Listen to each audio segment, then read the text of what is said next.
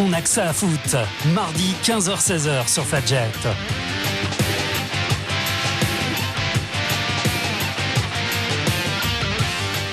Bonjour à toutes et à tous, bonjour à vous les amateurs de foot. Bienvenue dans votre rendez-vous 100% sport sur Fadjet. Cette semaine, je suis toujours en compagnie de Hugo. Bonjour à toutes et à tous. Nicolas. Salut. Guillaume. Salut.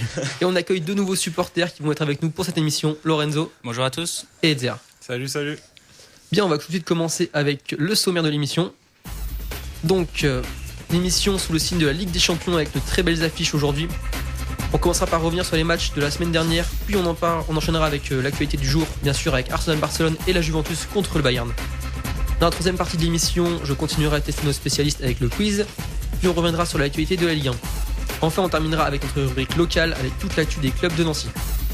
On commence dès maintenant avec la Ligue des Champions, les amis. La petite musique qui fait plaisir. Ça faisait bien longtemps qu'on l'avait très longtemps qu'on l'attendait celle-là. Donc, ça ne nous aura sûrement pas échappé, le PSG s'est imposé au Parc des Princes contre Chelsea mardi dernier. Donc, est-ce que selon vous, l'équipe de Laurent Blanc a été à la hauteur de ce rendez-vous ?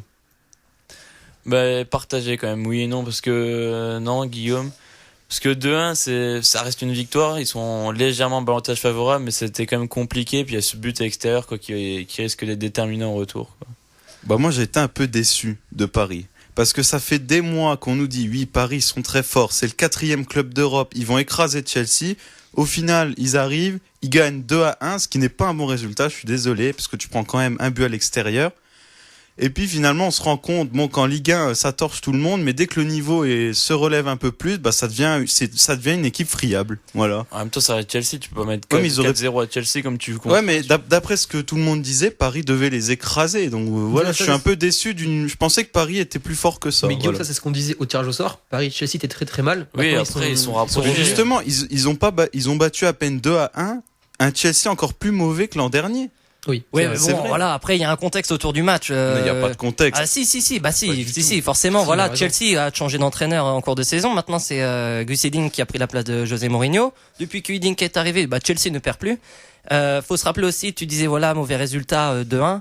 Je suis d'accord avec Guillaume quand on se souvient de l'an dernier. Non, il y a 2 ans. Je t'attendais. Non, mais quand on se souvient d'il y a 2 ans, le PSG s'était imposé 3-1 à l'aller et malheureusement s'était fait éliminer au retour à Stamford Bridge de but à 0. Ah, c'est il y a 2 ans alors. Oui, il y a 2 ans, c'est ce que j'ai dit. Oui. Pas l'an dernier. Non, j'ai dit il y a 2 ans. C'est bon. Et non, du coup, au final, c'est vrai que c'est un résultat qui est négatif. C'est vrai qu'on s'attendait à un gros Paris Saint-Germain. On voyait vraiment un score fleuve pour le PSG, un 2 ou 3-0 à l'aise. Chelsea a... Vous peut-être, mais après... Moi je voyais ça, mais tout le monde voyait ça de toute façon. Oui, faut pas se le absolument. cacher. Mais quand tu parlais avec les supporters de Paris, ils se voyaient gagner non, 3-1. Moi je suis pas d'accord.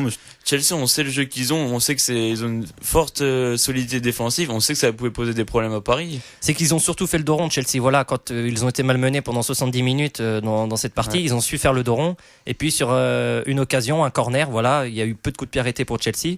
C'est vrai qu'il y a eu une sale erreur de marquage dans la zone de réparation. Marquinhos, je crois qu'il a fait une petite erreur. Il y a Marquinhos qui fait une erreur et surtout il y a Ibra et Thiago Motta qui sont au marquage sur 2 joueurs et derrière il y a le buteur donc Obi Mikel qui est tout seul. Et forcément, sur une erreur de marquage, quand t'es à un grand niveau comme la Ligue des Champions, ça pardonne pas. Et tu te fais égaliser. Après, Chelsea, ils ont fait le match qu'on attendait d'eux. C'est-à-dire, ils sont restés derrière, 2 lignes de 4, ils ont été solides, ils ont contré. Ils ont eu des occasions, mine de rien. Mais bon, c'est vrai que je suis un peu... Attention, aussi. Sur le corner, c'est vrai que Marquinhos, il est pas... Bon, après, il a pas l'habitude de jouer côté droit, surtout cette saison. Donc bon... Et puis il faut pas oublier surtout que Kevin Trapp pour une fois était décisive parce que Paris a pu concéder. Oui, j'allais y venir justement. Par 2 fois face à Diego Costa. Surtout la première parade face à Diego Costa. Les gars, la question c'était est-ce que Trapp a vraiment prouvé cette fois qu'il avait le niveau pour les grands rendez-vous de la Ligue des Champions ? Oui, non. Là, je vais faire un petit parallèle avec la Ligue 1. Vas-y. Oui. Quand on voit le match qu'il fait contre Reims, c'est pas un match catastrophique, mais il a une intervention à faire, il se loupe. Donc on parle des grands rendez-vous, là, c'est pas pareil. Après, en Ligue des Champions, est-ce qu'on reproche à Sirigu en Ligue des Champions, pour l'instant, c'est 50-50. Il a fait une grosse erreur face au Real Madrid. Tout le monde s'en souvient avec cette passe ratée. Oui. Mais face à Après, il Chelsea, fait un gros match derrière aussi contre le Real. Hein. faut le dire que face à Chelsea, il a été déterminé. Enfin, voilà, c'était l'homme vraiment qui a sauvé le Paris Saint-Germain. Quand tu vois l'arrêt qu'il a fait face à Diego Costa, il te fait une manchette un peu à la tirée au meilleur, qui met sur la barre. Il y a une part de chance, mais il y a aussi, voilà, une part de voulu. Moi, je face à face aussi un en gros début match. de deuxième mi-temps qui Aussi. face à Costa encore. Le face-à-face, voilà, qui sort face à Costa. S'il n'y avait pas eu Trapp la semaine dernière, je suis pas sûr que Paris aurait remporté ce match. Après, on va surtout voir au match retour si Trapp est un grand gardien parce qu'il y aura plus de pression sur lui et sur la défense de Paris. Enfin, normalement. Tu crois qu'au match retour, Chelsea, ce sera le même match? Ce sera pas le même match? Tu penses que Chelsea va être plus offensif que... Ils auront pas le choix. Ils sont obligés de marquer un but pour se qualifier. Donc, ils vont être obligés d'attaquer de toute façon. Puis ils joueront face à leur public, donc c'est vrai que ça peut les motiver encore plus. S'ils tentent rien, de toute regarde, façon. Chelsea, il y a 2 ans, quand Paris a gagné 3-1, ils avaient fait un match, ils avaient pas poussé offensivement, tu vois, ils avaient fait un match normal, ils se sont imposés 2-0. Ils avaient pas tout donné, alors là, je pense pas que, je pense que ça va être à peu près le même match. Je pense que Paris aura quand même la possession. Peut-être pas 65 comme, enfin, ils avaient combien? Non, 61. Là, ils auront peut-être, je sais pas, peut-être 55, mais je pense qu'ils auront la possession et peut-être qu'ils auront plus Chelsea va encore jouer en contre, je pense. Ouais, je suis pas sûr. C'est vrai que t'as quand même des Peut-être flèches. pousser plus, mais. T'as des flèches rapides comme Willian et Hazard sur les côtés qui peuvent faire la différence. Moi, je pense qu'on va avoir vraiment un Chelsea très offensif. Faut pas oublier que maintenant on a Gus Hiddink comme entraîneur, on a plus Mourinho le bétonneur. C'est vrai qu'à l'extérieur, Chelsea a un jeu clairement défensif. Bah, Gus Hiddink, quand à l'extérieur, c'est normal de. Quand même. Ouais, mais quand à l'extérieur, c'est normal de bétonner, voilà, de pas prendre de but. Et je pense qu'à domicile, voilà, ils vont tout donner. Et puis ils vont se souvenir aussi du fameux match d'il y a 2 ans, en se disant que voilà, ils ont perdu 2-1 et que tout est possible au match retour. Je suis pas d'accord avec toi sur la stratégie de jeu de Chelsea. Je pense qu'ils vont continuer aussi à jouer défensivement en attendant le PSG. De toute façon, moi je les vois pas jouer en contre à domicile. Quoi. Ah, si, qu'ils aient changé d'entraîneur ou pas, ça ne change rien en cours de saison, pour moi. Hein, parce que tu gardes toujours la base de travail de l'ancien entraîneur. Donc pour moi, ils vont continuer à être solides derrière contre Paris. Et pour moi, ils vont contre à domicile. Parce qu'ils ont les joueurs pour, ils ont Willian, ils ont Hazard qui revient pas trop mal. Ils ont Pedro, Diego Costa qui est quand même un bon buteur, quoi qu'on en dise, même si c'est entre guillemets un salaud sur le terrain, on le sait tous. Puis Costa, il est en forme ces derniers temps aussi quand même. Mais après, Paris aussi risque d'avoir des comptes, parce que Paris, encore une fois, Chelsea va être obligé d'attaquer. Ils vont monter sur les coups de pied arrêtés, surtout. Et ça, il va falloir s'en méfier, les coups de pied arrêtés, parce que Chelsea est vraiment performant dans ce domaine, et surtout avec Willian qui a vraiment une patte magique sur les coups francs. Faudra vraiment être très vigilant. Chelsea est performant, et en plus Paris, c'est peut-être un des points faibles, les coups de pied arrêtés comme cette saison. Ils ont encore pris un but ce week-end. Le but là, par exemple, le but contre Chelsea, c'était sur coup de pied arrêté. Ouais, contre Reims aussi ce week-end. Et contre Reims aussi. Mais on en a pas assez parlé. Mais moi, je trouve que d'accord, Diego Costa est en forme en ce moment, mais je trouve que Thiago Silva a quand même fait un gros match face à lui. Dans les duels et tout, que ce soit dans les duels aériens ou même dans les pieds, il a vraiment été fort. Je trouve, il est vite sorti dans les pieds par des tacles, vraiment très très fort. D'ailleurs, Thiago Silva, il a été le meilleur joueur parisien de la saison de l'année 2015. Ouais. Et franchement, c'est grandement mérité parce qu'il fait.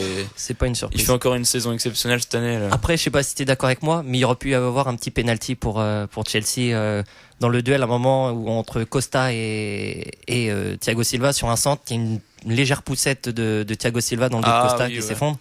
Il aurait pu y avoir un petit quelque chose. Limite. Mais c'est vrai que c'est la seule intervention, on va dire, un peu loupée de Thiago Silva. C'est pas loupé.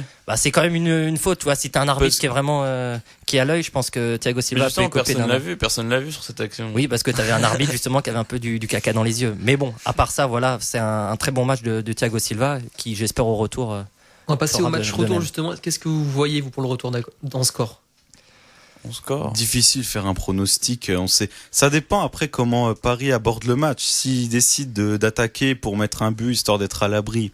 Je pense Est-ce que Chelsea va résister? Mais d'ailleurs, Aurier sera peut-être retour pour le match parce retour. Parce que Chelsea sont obligés de gagner. Je sais qu'à Stamford Bridge, ils sont quand même performants, surtout en ce moment. Donc ça va être un match fou, moi je pense. On va avoir un 3-2 ou un 4-3. Enfin, ça va vraiment partir quand il va y avoir l'ouverture du score. Ça va partir dans tous les sens. Je vois pas Chelsea mettre 3 buts. Moi, je les vois peut-être mettre un seul but et peut-être bétonner. Moi, je vois ça, ils peuvent le faire par contre. 3-2 pour Chelsea. Non, ils mettront pas 3 buts. On enregistre quand même parce qu'on redira. Moi, 3-2 pour Chelsea. 3-2 Chelsea. Ok. Ouais, c'est bon pour Paris. Mais moi, je vois une victoire 3-2 Chelsea. Ok. Moi, je vois une victoire Chelsea 1-0, juste ce qu'il leur faut.